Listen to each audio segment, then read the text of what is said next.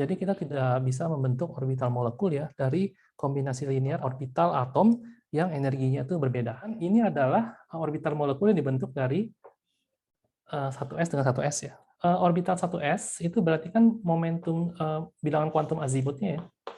Bilangan kuantum azimutnya itu 0. Sehingga bilangan kuantum yang menunjukkan ke arah mana ya momentum angular pada sumbu Z itu juga 0 ya.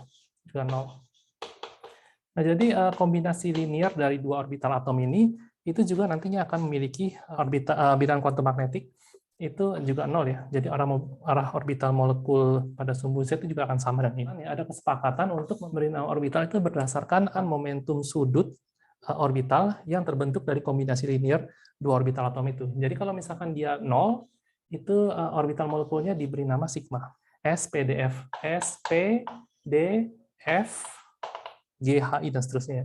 Jadi kalau misalkan 1, 2, 3, itu diberi notasi seperti ini.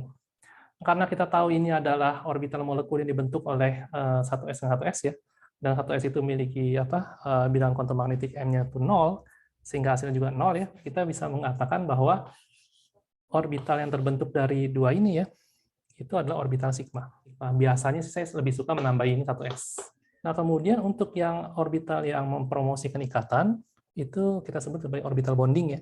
Sementara orbital yang melemahkan ikatan itu disebut dengan orbital antibonding. Nah, orbital antibonding ini biasanya kita tambah dengan bintang ya, star. Jadi ada sigma dan sigma star. Ini masalah kesepakatan aja.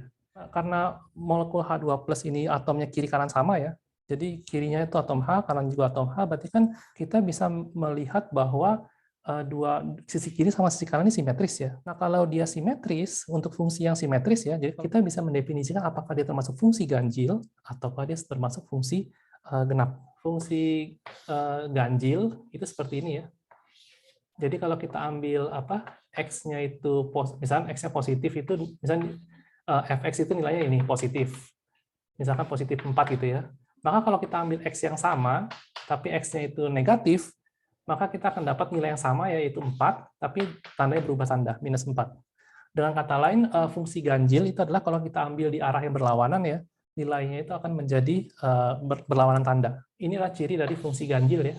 Jadi misalnya di x negatif dia positif, di x positif nilainya sama tapi tandanya negatif. Nah, ini ciri dari fungsi ganjil. Sementara fungsi genap itu contohnya seperti ini. Misalnya seperti ini ya. Lihat x, nilai fx-nya di sini, maka kalau x ini kita ubah tandanya jadi min x, maka kita akan dapat nilai yang sama ya, dan tandanya tidak berubah. Inilah fungsi genap. Ini adalah ruang sumbu x ke dalam sumbu y, ke sebelah kanan adalah sumbu z ya. Jadi kalau misalkan kita pasang ini sebagai titik tengah ruang, ini terserah kita ya, kita mau pasang titik tengah itu di mana, terserah kita. Jadi kalau ini kita pasang sebagai titik tengah ruang, kalau misalkan titik ini adalah titik misalkan ini adalah titik minus x, minus y, minus z, maka kalau kita tarik garis ini ya, garis diagonal ya ke sini, maka inilah titik x positif, y positif, dan z positif. Nah, kita diminta untuk menguji ya, karena fungsi gelombangnya simetris kiri kanan, maka nilai di sini sama nilai di sini pasti sama. Hanya saja kita bertanya, tandanya berubah atau enggak? Kalau tandanya berubah, berarti dia termasuk fungsi ganjil. Kalau tandanya tidak berubah, dia termasuk fungsi genap.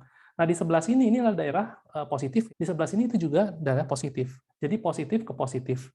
Nah, ini adalah ciri dari fungsi genap. Jadi fungsi genap seperti ini ya. Nah, fungsi genap itu dalam bahasa Jerman itu adalah dinamakan dengan Gerade ya. Jadi ini kita bisa kasih tanda sebagai G ya, Gerade. Jadi ini menunjukkan bahwa orbital molekul ini simetris. Simetris sekaligus dia adalah fungsi genap. Nah, bandingkan dengan yang ini. Kalau misalnya kita ambil di sini adalah satu titik x, y, z, minus x, minus y, sama minus z, terus ini adalah titik pusat koordinat. Nah, kalau kita tarik garis miring ini ya, ke sini, maka di sini adalah titik x, y, sama z. Nilainya pasti sama, karena simetris. Tapi pertanyaannya, tandanya berubah atau enggak? Nah, di sini adalah daerah positif, di sini adalah daerah negatif. Jadi tandanya berubah ya. Nilainya pasti sama, tapi tandanya berubah dari positif menjadi negatif. Nah, inilah ciri dari fungsi ganjil. Nah, fungsi ganjil itu dalam bahasa Jerman itu kan ungerade. Jadi ini bisa tertambahi sebagai U ya, yang menunjukkan bahwa dia fungsi simetris. Orbital molekul ini bersifat simetris, bentuk fungsinya itu adalah fungsi ganjil, seperti itu. Bagaimana kalau misalnya A dan B itu berbeda? Misalnya A itu hidrogen, B itu misalkan adalah oksigen gitu ya. Nah, kita tidak lagi bisa mengatakan bahwa kedua ini simetris. Kalau misalnya dua ini tidak simetris, maka istilah fungsi ganjil dan genap tidak berlaku. Maka Gerade, Ungerade ini tidak ada. Jadi kalau tidak ada G, tidak ada U, kita tahu bahwa itu adalah fungsi yang tidak simetris. Dua orbital atom yang tingkat energinya sama itu bisa berkombinasi membentuk orbital molekul. Kita bisa menggambarkan proses ini ya, proses pembentukan orbital molekul ini dengan diagram seperti ini. Ini satu S-nya A, ini satu S-nya si B ya. Nah, kemudian dua orbital ini itu membentuk dua orbital molekul ya, secara alami ya. Jadi orbital molekul yang satu itu energinya lebih rendah dibandingkan orbital molekul yang satunya lagi. Orbital ikatan, satu S ya, satu S yang Gerade ya, tingkat energinya dibandingkan orbital molekul anti ikatan. Anti ikatan. Jadi seni 1S sama 1S itu bergabung membentuk secara alami ya, dia bentuk dua orbital molekul. Satunya bonding, satunya antibonding. Antibonding lebih tinggi dibandingkan yang bonding. Nah, ini kan 1S. Bisa saja 2S juga bergabung ya. 2S akan bergabung membentuk orbital molekul ya. Dan 2S kan juga sama ya, dia punya M0 ya, M-nya 0, sehingga hasilnya nanti juga M-nya juga 0 ya, sehingga dia juga akan menggunakan notasi sigma. Orbital molekul dari 2S ya, 2S-nya si A dengan 2S-nya si B, ini juga akan bergabung ya, membentuk orbital molekul ya, dan secara alami akan terbentuk dua juga ya, yaitu orbital ikatan dan anti ikatan. Jadi ada sigma 2s ya, yang Gerade, dan ada sigma star ya, 2s yang Ungerade. Orbital 2p itu kalau Anda gambarkan di ruang 3 dimensi ya, bentuk orbitalnya 2p. 2p itu bentuknya seperti ini, berupa dua bola gitu ya. Satunya itu tandanya itu positif, itu tandanya negatif. Nah, kita punya ini ya, punya dua kemungkinan di sini ya. Jadi kalau ini adalah sumbu Z, dan ini adalah atom hidrogen A, atom hidrogen yang B. Misalkan ke atasnya sumbu X ya, orbital atomnya itu bentuknya seperti ini. Positif, kemudian ini negatif ya. Negatif. Ini harusnya overlap ya. Sorry, harusnya overlap. Kalau nggak overlap nggak akan terbentuk ikatan soalnya. Daerahnya overlap ya. Jadi kita bisa menambahkan, kita bisa mengurangi ya. Kalau kita tambahkan, nanti plus dengan plus itu jadi plus ya. Kemudian min dengan min itu juga saling menguatkan ya, menjadi semakin negatif. Nah, sehingga ini kita akan mendapatkan bentuk orbital A dan B itu nanti bentuknya seperti ini. Jadi plus dengan plus ditambahkan itu menjadi bertambah plus ya. Kemudian minus ditambah dengan minus itu akan menjadi semakin minus ya.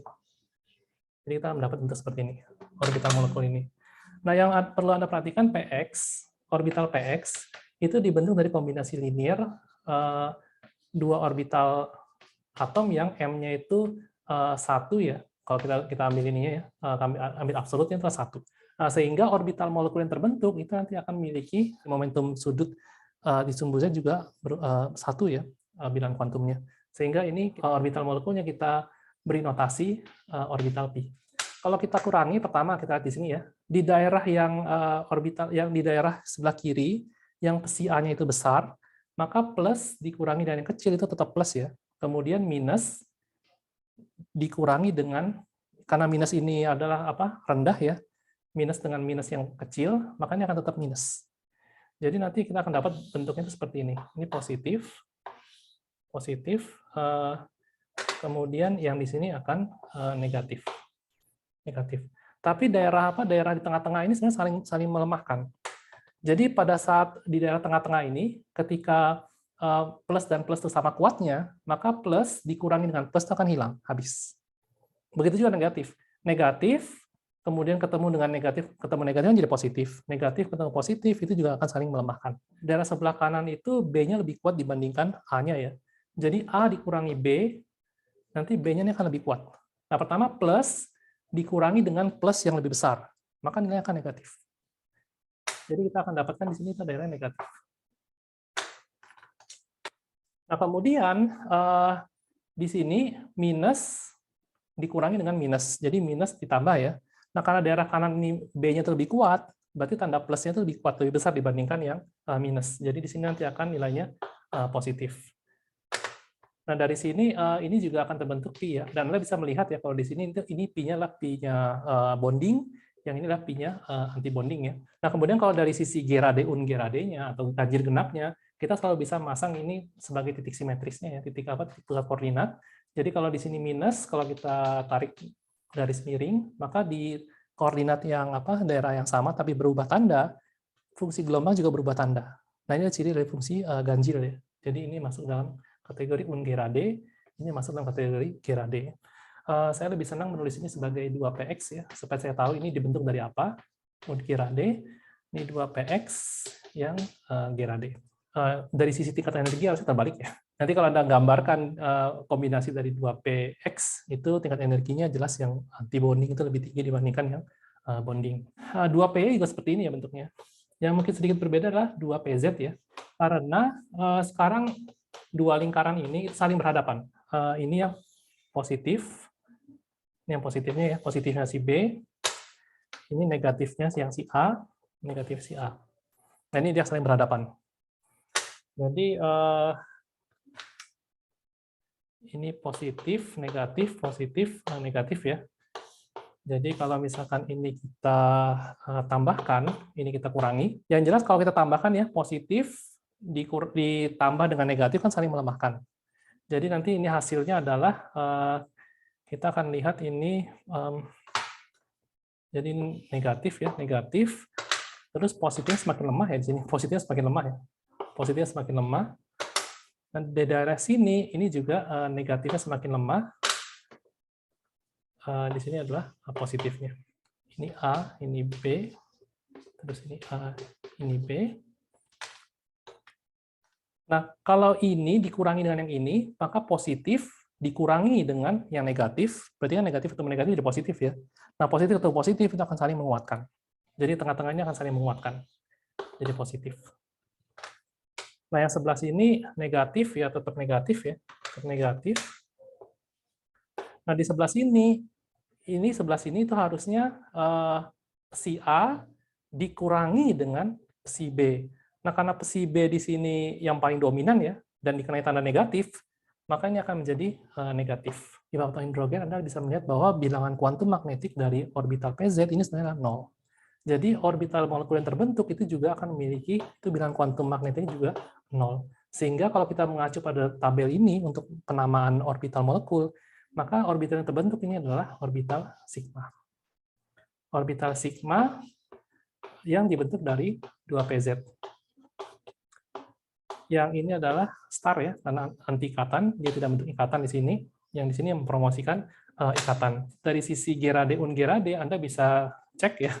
Kalau Anda ini sebagai titik apa? Titik tengah koordinat. Ini adalah suatu daerah ya, minus x, minus y, minus z misalkan. Terus ini ditarik apa di sini sehingga jadi x, y, z positif. Kita lihat tandanya berubah ya dari minus menjadi positif.